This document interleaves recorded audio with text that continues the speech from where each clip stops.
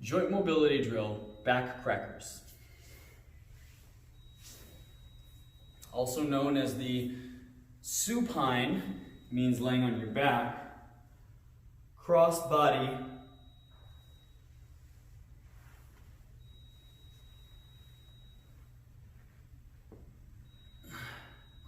stretch.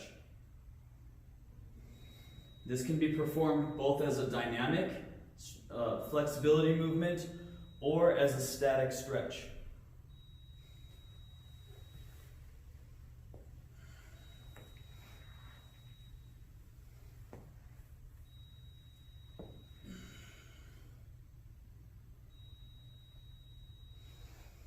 Now it's okay if you're not flexible enough to grab your foot.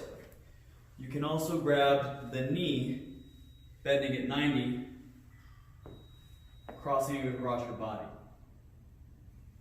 Ideally, we want to keep the opposing shoulder down to the ground.